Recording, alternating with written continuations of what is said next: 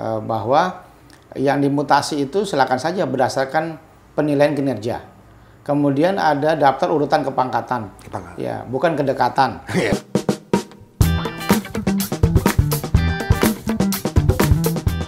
Assalamualaikum Sobat Tribun Bekasi. Saat ini saya ada di gedung Dewan Perwakilan Rakyat Kota Bekasi, Dewan Bekasi. Kita akan bincang-bincang dengan Ketua Dewan Kota Bekasi. Ayo ikut saya.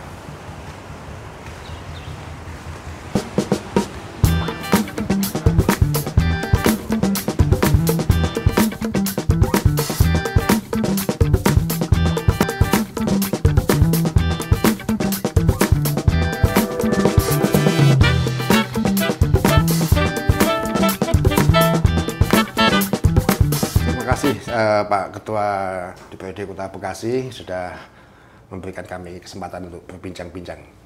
Pak Saudi Effendi, DPRD di Kota Bekasi sudah berjalan 6 bulan. Bisa menceritakan Pak apa saja yang sudah dicapai oleh Dewan Kota Bekasi ini selama 6 bulan ini Pak? Ya, sejak saya dilantik menjadi Ketua DPRD, tentunya yang pertama kita masih punya pekerjaan waktu itu, yaitu terkait dengan pembahasan anggaran tahun 2025. Oh, baik. Ya, sehingga kita tuntaskan bagaimanapun itu untuk pembangunan Kota Bekasi, dan kemudian kita juga ada tahapan pemilu kada. Kita juga dapat lalui secara aman damai di Kota Bekasi ini sampai pelantikan wali kota terpilih dan pidato pertama wali kota terpilih di gedung DPRD Kota Bekasi. Supaya pidato pertama wali kota, wakil wali kota terpilih itu sekaligus juga itu penyampaian visi misi mereka untuk dimasukkan di saat nanti pembahasan pansus ya, atau Perda RPJMD. Ya, jadi Perda RPJMD itu Perda Rencana Pembangunan Jangka Menengah Daerah, dan itu pengejawantahan dari janji kampanye wali kota, wakil wali kota terpilih. Dan hari ini sudah kita selesaikan juga pansus RPJMD ya, sebagai pedoman untuk membuat program-program kerja pemerintah daerah. Baik. Kalau kita menengok ke belakang ya lagi ya Pak, waktu itu hasil pilkada kan sempat mengalami digugat di Mahkamah Konstitusi. Tapi kemudian dengan berjalannya waktu sepertinya tidak ada kendala lagi di suhu politik di Kota Bekasi ini tampaknya cukup bagus ya. Iya, karena kompetisi pilkada itu ada 3 paslon, kemudian ada juga memang paslon yang selisihnya sedikit ya, tentunya punya hak yang kita gugat di Mahkamah Konstitusi dengan hasil itu, namun Mahkamah tidak mengabulkan. Ya, artinya itu sudah ada upaya terakhir ya untuk sebuah demokrasi, sehingga karena sudah ada upaya terakhir, tentunya bagaimanapun ini untuk Kota Bekasi, sehingga hari ini pun para partai politik pun memahami lah namanya proses demokrasi, proses pemilihan yang terpilih dan yang tidak terpilih ini tentunya sudah ada hal yang bisa ada komunikasi dilakukan, sehingga hari ini pun Kota Bekasi on the track saja untuk berjalan secara aman damai. Artinya bagus ya, yang sudah pilkada selesai gitu ya, tidak berkepanjangan. Iya. Kemudian pada awal-awal di pemerintahan ini ada bencana, ada musibah waktu itu Pak ya. Cukup ini juga membuat masyarakat susah juga lah waktu itu. Bagaimana itu Pak? Ya, tantangannya itu ya? Ya, ada banjir ya. Tentunya saat ini banyak juga yang harus kita berikan solusi ya, kaitan dengan normalisasi kali, kemudian penurapan, ya, kemudian pengerukan kali dengan eskapator ya, supaya aliran-aliran sungai di Kota Bekasi ini dapat lancar ya, airnya tidak ada yang tersumbat dengan adanya sampah-sampah di saluran sungai, sehingga bantaran kali pun juga dirapikan ya dengan kebijakan wali kota, tapi dengan ada solusi ya, bagaimana bangunan-bangunan pinggir kali itu diberikan tempat juga yang baik untuk mereka tetap berusaha. Kalau Pak Ketua menilai ya dari angka 1 sampai 10 tindakan Pemkot Bekasi dalam menangani musibah banjir ini berapa nilai ya Pak Ketua? Ya, saya lihat cukup cepat ya. Saya nilai ya nilai 8 lah ya. 8 ya. Ya, karena bagaimanapun dari mulai Kemang jembatannya putus sudah dibangun. Kemudian saluran-saluran sungai ya, dari mulai berapa kali ya di Kota Bekasi ini sudah dikeruk dengan eskavator dan kemarin pun sempat ada kekhawatiran kita ya akan terulang kembali, tapi alhamdulillah tidak terlalu banjir yang cukup mengenangi wilayah-wilayah di Kota Bekasi ini, sehingga saya kira memang efektif dan nilainya juga cukup bagus lah, serius gitu pemerintah daerah, dan kita harapkan pemerintah daerah tetap serius dan berkaitan juga dengan organisasi perangkat daerah atau dinas-dinas terkait itu memang harus agak proaktif ya untuk menyelesaikan persoalan banjir di Kota Bekasi ini. Kemudian Pak, Dewan kan tugasnya mengawasi eksekutif ya, salah satunya ya, selain menyusun APBD dan menata. Bagaimana Pak Ketua Dewan melihat eksekutif atau di sini adalah Pemkot Bekasi ini, kepemimpinannya, kemudian dinas-dinasnya, koordinasinya, dan kinerjanya bagaimana Pak di Pemkot Bekasi ini? Ya, saya melihat sampai saat ini pengawasan DPRD melalui komisi ya, komisi 1 sampai komisi 4. Komisi 1 itu bidang pemerintahan daerah, itu sudah berapa kali kita lakukan pengawasan kaitan dengan pengangkatan P3K, kemudian bagi P3K yang belum lulus, itu sudah banyak dinas yang kita undang ke DPRD ini untuk kita lihat kinerjanya dan kita awasi dan kita evaluasi mereka apabila mereka tidak bekerja secara baik. Kemudian Komisi 2 itu bidang infrastruktur. Berapa dinas yang berkaitan dengan infrastruktur sudah kita awasi. Dan saat ini pun banyak juga wilayah-wilayah yang tadi yang sudah dikerjakan untuk pengerukan kali ya, kemudian pematusan yang lainnya. Nah, Komisi 3 pengawasan bidang pendapatan daerah. Hari ini kita tugaskan dan berapa kali Komisi 3 sudah mengawasi bagaimana pajak hotel, pajak restoran ya, pajak parkir, itu pendapatan seperti apa. Sehingga kinerja Badan Pendapatan Daerah Bapenda ini 3 bulan sekali diawasi oleh Komisi 3. Dan Komisi 4 itu mengawasi kaitan dengan SPMB kemarin, sistem penerimaan murid baru ya, SPMB. Ya, ini kan sudah dilakukan pengawasan.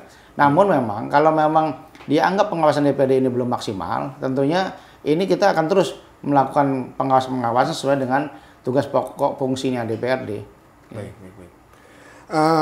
Salah satu isu yang menghangat di Pemkot, di eksekutif adalah mutasi, karena sesuai dengan peraturannya bahwa wali kota definitif boleh melakukan mutasi kepala dinas dan sebagainya ya. Bagaimana Pak Ketua melihat di Pemkot Bekasi ini? Ya, saya sih, kita ini kan punya aturan ya, bahwa yang dimutasi itu silakan saja berdasarkan penilaian kinerja. Kemudian ada daftar urutan kepangkatan. Ya, bukan kedekatan. Ya, tapi kepangkatan ya, daftar urutan kepangkatan duk. Bukan kedekatan. Bukan daftar urutan kepangkatan, kedekatan. Ya, jadi sehingga ini penting buat wali kota membangun tata pemerintahan yang solid, yang kondusif.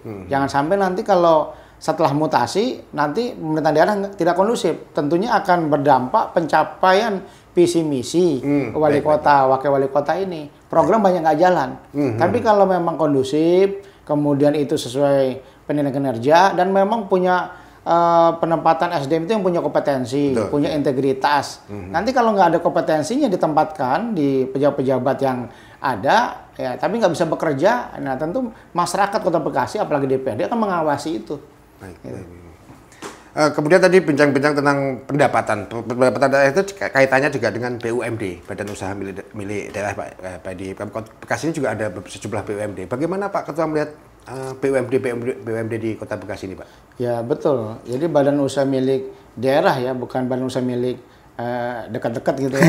Tapi bagaimana ini juga harus dilakukan secara profesional.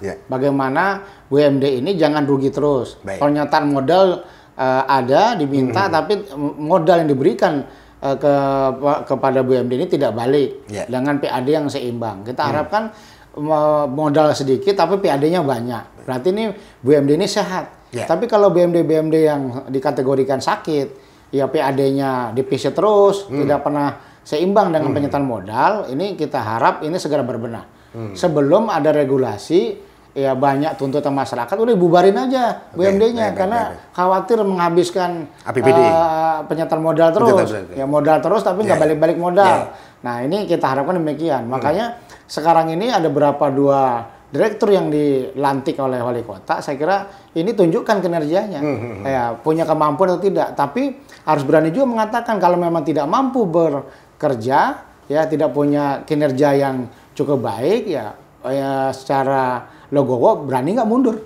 Baik. Gitu. Total ada berapa BUMD Pak di Kota BUMD Bekasi? ini ada Tirta, ada PDAM, kemudian Sinergi, ada 4 ya, BPRS ada 4 kalau tidak salah. Semuanya masih disuntik modal oleh Pemkot melalui ada yang diberikan, ada yang tidak. Sesuai dengan kajian feasibility study-nya. Ya, karena kajian itu perlu ada dan ke depan penyertaan modal itu harus bentuk peraturan daerah atau perda. Karena penyertaan modal yang dilakukan oleh Pemkot kan artinya dia menggunakan APBD kan Pak ya? Iya betul. Yang tadinya mestinya katakanlah bisa untuk membangun jalan, tapi kan ada BUMD yang butuh modal, jadi kepecah juga ke situ, jadi begitu kan? Iya, karena memang ini ada badan usaha milik daerah, diharapkan kan daerah itu punya usaha, sehingga nanti kalau PAD-nya juga dari BUMD itu tinggi, itu digunakan untuk pembangunan. Betul. Tapi kalau BUMD-nya ini tidak memberikan PAD yang signifikan, itu malah tentu minta modal. Ya artinya modal diberikan tidak signifikan pengembalian dengan PAD kan, harusnya kan diberikan modal dia punya untung lagi, ya supaya digunakan untuk pembangunan masyarakat. Gitu. Kemudian Pak Ketua, ini sudah 6 bulan jalan juga dengan eksekutif ya. Bagaimana Pak Ketua menilai kepemimpinan wali kota dan wakil wali kota Bekasi ini, Pak Toy dan Pak Bobiho ini? Sampai hari ini saya kira masih harmonis, ya seiring sejalan. Baik. Dan tentunya kita harapkan memang tugas wali kota dan wakil wali kota secara kewenangan ini memang harus diperjelas, ya supaya nanti pemerintahan daerah ini secara pembangunan kemudian kinerja pemerintahan daerah ini semakin bagus. Ya jangan sampai nanti masyarakat melihat wali kota wakil wali kota tidak baik misalnya, tidak harmonis, ya tentu kan yang rugi akan masyarakat. Makanya pemerintah daerah dalam hal ini kita berharap ya selalu harmonis dalam kepemimpinannya. Sejauh ini baik Pak ya hubungan keduanya ya Pak ya? Dengan Dewan juga? Ya tentunya hubungan keduanya saya anggap baik dan hubungan DPRD juga baik, sinergi. Ya karena bagaimanapun kan pemerintah daerah itu kan Undang-Undang 23 2014 adalah pemerintah, ada wali kota, ada DPRD. Ya sehingga ini yang perlu kita sinergikan untuk kegiatan-kegiatan atau program pemerintahan daerah. Tapi hubungan baik ini tidak membuat Dewan menjadi enggan untuk mengingatkan atau katakanlah ya mengingatkan lah wali kota misalnya ada yang salah atau apa gitu. Jadi kalau hubungan baik sinergi makin bagus, ngingetinnya lebih mudah. Begitu Pak. Bicaranya tidak tedeng aling-aling. Sambil ngopi-ngopi gitu ya. Sambil ngopi, tidak pakai tidak sungkan ya. Karena kita sudah tahu mana yang benar ya. Artinya kita ingatkan on the track hal-hal yang baik ya tentunya wali kota mendengar karena ini yang bicara ketua DPRD misalnya atau pimpinan DPRD atau anggota DPRD. Ya jadi bagaimanapun membangun kota Bekasi ini tidak bisa parsial hanya wali kota saja tapi tanpa DPRD. Ini harus dua hal ini harus dilakukan. Jadi kalau memang dianggap ini terlalu dekat, terlalu sinergi, ini sebenarnya tidak ada terlalu karena bagaimanapun pemerintah daerah ini punya kewenangan masing-masing. Tinggal kita lakukanlah sesuai kewenangan kita itu fungsi pengawas tetap dan juga berbagai tahapan kebijakan pun tetap kita lakukan secara profesional. Gitu. Pak Ketua Dewan, ini kita bincang tentang yang sedang hangat ini terkait putusan MK. Karena keputusan MK menyatakan bahwa pemilu nasional dan pemilu pilkada akan dipisah ya. Nanti yang ke depan 4 tahun, 5 tahun ke depan akan dipisah. Ada sejumlah pendapat yang menyatakan bahwa ini akan menjadi masalah ketika Dewan ini diperpanjang 2 tahun katakanlah sampai 2031 karena kan mestinya Dewan Pak Ketua dan teman-teman anggota Dewan lain kan ini dilantik sampai 2029 ya. 2024 sampai 2029 masa baktinya 2025 tahun. Tapi dengan keputusan MK ini nanti kemungkinan akan di pemilkada akan dilaksanakan 2 tahun setelah pemilu nasional, yaitu mungkin di tahun 2031. Nah, selama 2 tahun ini ada pertanyaan, apakah Dewan DPRD ini punya legitimasi karena dia sebetulnya dipilih untuk 5 tahun, tapi kalau katakanlah dia sampai 7 tahun, bagaimana yang 2 tahun ini? Pertanyaannya kan di sini nih Pak, 2 tahun ini bagaimana nih? Iya, sampai saat ini kita belum menerima keputusan dari Kementerian Dalam Negeri, Kemendagri. Nanti DPRD sifatnya menunggu saja dan menerima putusan yang terbaik seperti apa. Karena kalau dilihat masa priorisasi ya memang SK itu 5 tahun. Ya, tapi kalau ada SK itu kan SK DPRD ini dari gubernur. Betul. Kalau ada perintah presiden gubernur suruh memperpanjang 2 tahun, ya berarti kan kita nunggu SK perpanjangan. Gitu. Karena ada pendapat gitu kan dari 2 tahun ini kan juga kalau katakanlah kalau wali kota atau bupati kan ada istilahnya PJ. Kalau Dewan kan nggak mungkin di PJ 50 kan. 50 PJ kebanyakan. PJ 50 PJ anggota Dewan semuanya PJ. PJ semua. Tapi kalau sebagai Pak Ketua, sebagai seorang politisi melihatnya bagaimana Pak sebaiknya? Ya kalau itu untuk kepentingan tahapan demokrasi yang lebih baik, dari mulai pemilu presiden dulu, pemilu legislatif, tingkat provinsi, baru tingkat daerah. Rangkaiannya misalnya 3 tahap. Ini memudahkan barangkali untuk pemerintah menyelenggarakan pemilu ya. Dari mulai pemilu presiden, legislatif, dan pemilu daerah, pemilu kada. Ya, diingat pada masa-masa yang lalu kan banyak penyelenggara pemilu itu yang sakit, yang meninggal ya, karena terlalu jeda kerjanya itu 1 hari penuh atau sehingga ini perlu ada tahapan. Ya, prinsipnya pertimbangan anggaran, pertimbangan kemampuan penyelenggara pemilu secara fisik ya, secara SDM-nya. KPU gitu. dan Tapi ya. iya, kalau itu memang itu menjadi pertimbangan ya segera saya mendukung saja hal-hal yang positif seperti itu. Ya karena kaitan dengan penyelenggara pemilu. Gitu. Tapi kalau pengalaman Bapak nih setelah waktu pemilu yang lalu ya lah ya sebagai politisi nih menjalankan pemilu langsung sekaligus serentak di Pilpres dan Pileg itu capek Pak? Ya serentak itu ada banyak hal yang baik juga, kita bisa tandem bahasanya. Oke, ya. Nah, pasangan lah ya dengan DPR pusat, provinsi, kota dengan pusat ya. Nah, barengan. Ya. Nah, jadi kalau ada biaya bikin spanduk atau apa gitu. Tanggung renteng. Ya. Ya, bikin baleho, misalnya tanggung renteng dan yang lain. Sehingga bareng-bareng. Tapi kalau dipisah-pisah ini kita juga akan cari metode dan simulasi yang baru juga gitu. Ya, ini memang dinamika Pak ya, dinamika dalam kepemiluan ini, jadi memang bagaimana juga kita ikutin lah ya Pak. Pak Ketua, mungkin ada ini pesan-pesan buat masyarakat Kota Bekasi nih, pemerintahan udah bagus, katakanlah Dewan juga udah bagus nih.